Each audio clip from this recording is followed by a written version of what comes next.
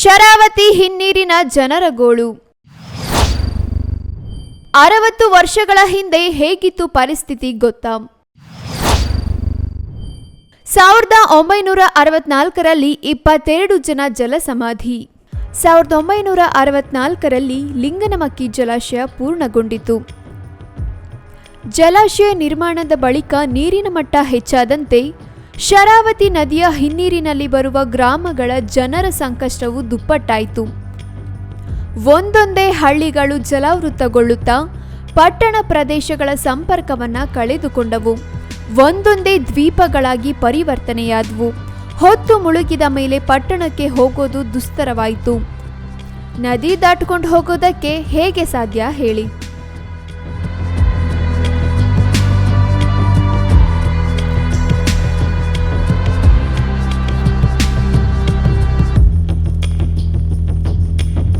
ನಮಗೆ ತುಂಬ ಇಲ್ಲಿ ಸೇತುವೆ ಆಗಿ ತುಂಬ ಹೆಲ್ಪ್ ಆಗಿದೆ. ನಮಗೆ ತುಂಬ ಖುಷಿ ಅಂದರೆ ತುಂಬ ಖುಷಿ ಆಗ್ತಾ ಇದೆ.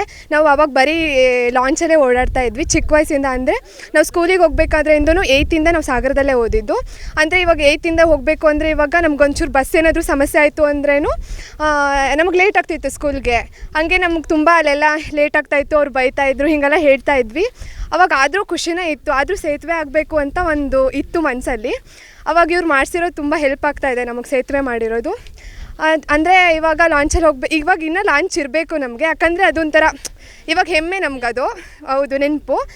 ಈ ಲಾಂಚ್ ಇದ್ದರೆ ನಮಗೊಂಥರ ನಮ್ಮೂರಲ್ಲಿ ಲಾಂಚ್ ಇದೆ, ಇವಾಗ ಸೇತುವೆನೂ ಆಗಿದೆ, ಅದನ್ನು ತೆಗಿಬಾರ್ದು, ಯಾವುದೇ ಕಾರಣಕ್ಕೂ ತೆಗಿಬಾರ್ದು. ಅದಿದ್ದರೆ ನಮಗೊಂಥರ ಖುಷಿ ಆಗುತ್ತೆ. ಅದರಲ್ಲಿ ಇವಾಗ ಟೂರಿಸ್ಟರ್ ಯಾರು ಬಂದರೆ ನಮ್ಮ ಊರನ್ನು ನೋಡಿಕೊಂಡು ತುಂಬ ಖುಷಿ ಪಡ್ತಾರೆ. ಈಗ ಲಾಂಚಲ್ಲಿ ಹೋಗೋದಂದರೆ ಎಲ್ರಿಗೂ ಖುಷಿನೇ ಆಗುತ್ತೆ. ಸೊ ಅದಕ್ಕೆ ಅದಿರಬೇಕು ಅಂತ ನಾನು ಕೇಳ್ಕೊತೀನಿ. ಅಂದರೆ ಇವಾಗ ಹುಷಾರಿಲ್ಲದೆ ಇರಬೇಕಾದ್ರೆ ಪ್ರತಿಯೊಬ್ಬರಿಗೂ ಕಷ್ಟ ಆಗುತ್ತೆ. ಯಾಕಂದರೆ ಈ ಕಡೆ ಸುತ್ತಾಕೆ ಹೋಗ್ಬೇಕು, ಆ ಕಡೆ ಹೊಸನಗರದ ಮೇಲೆ ಅಲ್ಲಿ ಒಂದು ಎಷ್ಟಾಗತ್ತೆ, ಒಂದು 60 ಮೇಲಾಗತ್ತೆ. ಇಲ್ಲಿ ಹೋದರೆ ನಮಗೆ ತುಂಬ ಹೆಲ್ಪ್ ಆಗುತ್ತೆ. ಈ ಕಡೆ ನಿಯರ್ ಆಗುತ್ತೆ ನಮಗೆ ಸಾಗರ. ಇವಾಗ ನಮ್ಮ ಊರಲ್ಲಿ ಯಾರಿಗಾದ್ರೂ ಹುಷಾರಿಲ್ಲ ಅಂದರೆ ಇವಾಗ ನೈಟೆಲ್ಲ ಇರಲ್ಲ ಲಾಂಚು, ಆವಾಗ ತುಂಬ ಕಷ್ಟ ಆಗ್ತಾಯಿತ್ತು ನಮಗೆ. ಸೊ ಅದೇ ತುಂಬ ಕಷ್ಟ ಆಗುತ್ತೆ. ಇವಾಗ ಸೇತುವೆ ಆಗಿ ತುಂಬ ಖುಷಿ ಆಗ್ತಾ ಇದೆ. ಆ ನೋವು ಯಾರಿಗೂ ಬೇಡ. ಕಣ್ಣೀರಿನಲ್ಲಿಯೇ ಕೈ ತೊಳೆಯುತ್ತಿದ್ದ ಜನರು ಅನುಭವಿಸಿದ ಕಷ್ಟ ನರಕಯಾತನೆ ಅಷ್ಟಿಷ್ಟಲ್ಲ. ನಿತ್ಯ ಓಡಾಡೋದಕ್ಕೂ ಜನರಿಗೆ ತುಂಬಾನೇ ತೊಂದರೆ ಆಗ್ತಾ ಇತ್ತು. ಈ ವೇಳೆ ಸಂಪರ್ಕ ಸಾಧನಗಳಾಗಿ ನಾಡದೋಣಿ, ಮರದ ಹುಟ್ಟುಗಳು ಜನರ ಸಹಾಯಕ್ಕೆ ಬಂದವು. ಈ ರೀತಿಯ ಸಹಕಾರ ಸಿಕ್ಕರೂ ಸಹ ಪರಿಪೂರ್ಣ ವ್ಯವಸ್ಥೆಯ ಕೊರತೆಯಿಂದಾಗಿ 1962ರಲ್ಲಿ ಮದುವೆಯ ದಿಬ್ಬಣವೊಂದು ಮುಳುಗಿ ಅದರಲ್ಲಿದ್ದ ಬರೋಬ್ಬರಿ 22 ಜನ ಜಲಸಮಾಧಿಯಾದಂತಹ ಹೃದಯ ವಿದ್ರಾವಕ ಘಟನೆಗಳು ನಡೆದವು. ಸಮಸ್ಯೆಯ ಗಂಭೀರತೆ ಅರಿತ ಸರ್ಕಾರ ಜನರ ಓಡಾಟಕ್ಕಾಗಿ ಲಾಂಚ್ಗಳ ವ್ಯವಸ್ಥೆ. ಶರಾವತಿ ಹಿನ್ನೀರಿನ ಜನರ ಸಮಸ್ಯೆಗಳ ಗಂಭೀರತೆಯನ್ನು ಅರಿತ ಅಂದಿನ ಸರ್ಕಾರ 1969ರ ಹೊತ್ತಿಗೆ ದ್ವೀಪ ಭಾಗದ ಜನರ ಓಡಾಟದ ತೊಂದರೆಯ ನಿವಾರಣೆಗಾಗಿ ಲಾಂಚ್ಗಳ ವ್ಯವಸ್ಥೆಯನ್ನ ಮಾಡಿತು. ಆದರೆ ಈ ವ್ಯವಸ್ಥೆ ಜನರಿಗೆ ಅಪರೂಪದ ಅವಕಾಶಗಳಾದವೇ ಹೊರತು ಅನಿವಾರ್ಯ ತುರ್ತು ಸಂದರ್ಭಗಳಲ್ಲಿ ಬಳಕೆಗೆ ಬಾರದೆ ಹೋದವು. ಅಂದರೆ ಸಂಜೆ 6 ಗಂಟೆಯ ನಂತರ ಲಾಂಚ್ ಸೇವೆ ಇರ್ತಾ ಇರಲಿಲ್ಲ. ಮೆಡಿಕಲ್ ಎಮರ್ಜೆನ್ಸಿ ಬಂದರೆ ಏನು ಮಾಡೋದು ಅಂತ 40 ಗ್ರಾಮಗಳ ಜನರು ಚಿಂತಾಕ್ರಾಂತರಾಗಿದ್ರು.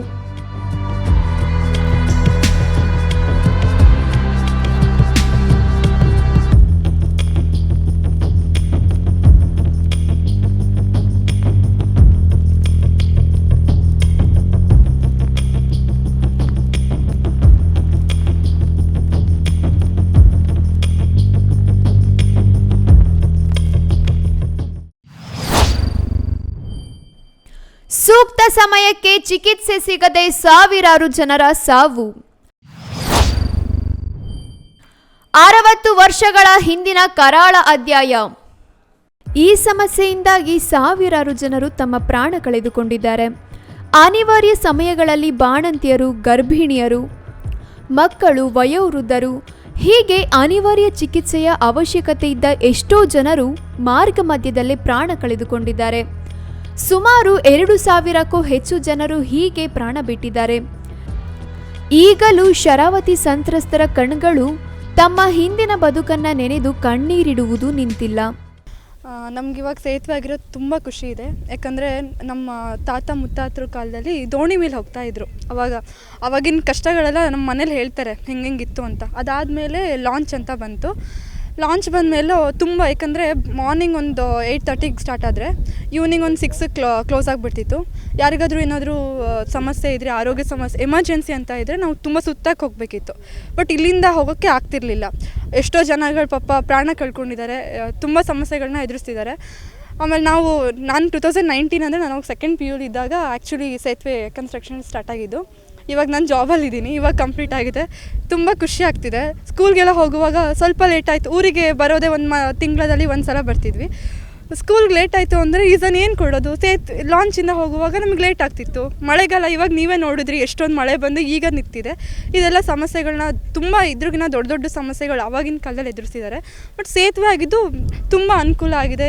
ಪ್ರತಿಯೊಬ್ಬರಿಗೂ, ಸ್ಕೂಲ್ ಮಕ್ಕಳಿಂದ ಹಿಡಿದು ಕಾಲೇಜ್ಗೆ ಹೋಗೋ ಮಕ್ಕಳಿಗೆ ಪ್ರತಿಯೊಬ್ಬರಿಗೂ ತುಂಬ ಅನುಕೂಲ ಆಗಿದೆ. ಮತ್ತು ಇಲ್ಲಿರೋ ಲೋಕಲ್ಸ್ಗಳಿಗೆ. ಬಟ್ ಏನಂದರೆ ಲಾಂಚ್ ಬೇಕು ಆ್ಯಕ್ಚುಲಿ. ಟೂರಿಸ್ಟ್ಗಳಿಗೆ ಇದೊಂದು ಟೂರಿಸ್ಟ್ ಪ್ಲೇಸು, ಅವರಿಗೊಂದು ನೋಡೋಕ್ಕೆ ಚೆನ್ನಾಗಿ ಅನಿಸುತ್ತೆ. ಹೌದು, ಅವ್ರುಗಳಿಗೆ ಖುಷಿಗೆ ಸಿಗುತ್ತೆ. ನಮಗೆ ಇಲ್ಲಿರೋರಿಗೆ ಏನಂದರೆ ಲಾಂಚ್ ಬೇಗ ತೆಗೆದ್ರೆ ಸಾಕಿತ್ತಪ್ಪ, ನಮಗೆ ಒಂದು ಸೇತುವೆ ಆದರೆ ಸಾಕು, ಬೇಗ ಹೋಗೋಕ್ಕೆ ಎಮರ್ಜೆನ್ಸಿಗೆ ಬೇಕು ಅನ್ನೋದಿತ್ತು. ಬಟ್ ಲಾಂಚು ಬೇಕು, ನಮ್ಗೆ ಸೇತುವೆನೂ ಬೇಕು. ಲಾಂಚ್ ಟೂರಿಸ್ಟ್ಗಳಿಗೆ ಬೇಕು, ಸೇತುವೆ ನಮಗೆ ಲೋಕಲ್ಸ್ಗಳಿಗೆ ಎಷ್ಟೋ ಗಂಟೆಗಳ ಜರ್ನಿ ಮಾಡೋದು ಉಳಿಸಿದೆ. ನಮಗೆ ಸೇತುವೆ ಮಾಡೋದ್ರಿಂದ ತುಂಬ ಉಪಯೋಗ ಆಗಿದೆ ಇದರಿಂದ. Thank you. ಈ ಹಿಂದೆ ಸೇತುವೆ ಇರದ ಕಾರಣ ಒಂದು ದಡದಿಂದ ಇನ್ನೊಂದು ದಡಕ್ಕೆ ಹೋಗುವುದು ಬಹಳ ಕಷ್ಟವಾಗಿತ್ತು. ಇನ್ನು ಗ್ರಾಮೀಣ ಭಾಗದ ಜನರು ದೋಣಿಗಳ ಮೂಲಕವೋ ಅಥವಾ ಮಡುವಿನ ಮೂಲಕವೋ ಸಾಗಬೇಕಾಗಿತ್ತು. ಅದರಲ್ಲೂ ಮಳೆಗಾಲದಲ್ಲಂತೂ ನದಿ ತುಂಬಿ ಹರಿದರೆ ಜನರು ಸಂಪೂರ್ಣವಾಗಿ ಸಂಪರ್ಕದಿಂದ ಕಡಿತಗೊಳ್ಳುತ್ತಿದ್ದರು. ಶಾಲಾ ವಿದ್ಯಾರ್ಥಿಗಳಿಗೆ, ಕೃಷಿಕರಿಗೆ, ವ್ಯಾಪಾರಿಗಳಿಗೆ, ಕೆಲಸಕ್ಕೆ ಹೋಗೋರಿಗೆ ಎಲ್ಲರಿಗೂ ತೊಂದರೆಗಳು ಉಂಟಾಗ್ತಾನೇ ಇದ್ವು. ಈ ಎಲ್ಲ ಸಮಸ್ಯೆಗಳ ಸಾವು ನೋವುಗಳ ಶಾಶ್ವತ ಪರಿಹಾರಕ್ಕಾಗಿ ಸರ್ಕಾರವು ಸೇತುವೆ ನಿರ್ಮಾಣಕ್ಕೆ ಕೈ ಹಾಕಿತು.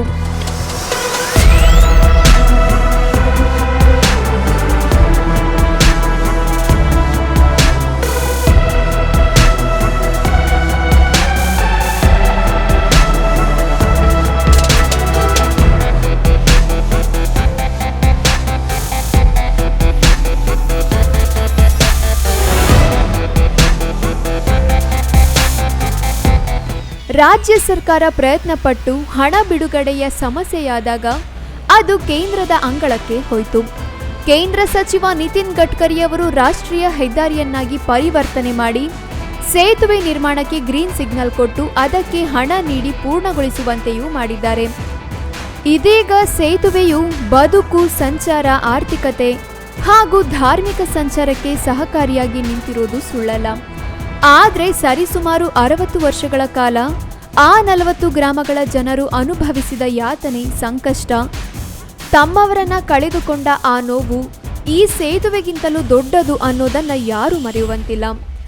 News room Kannada medium 24x7.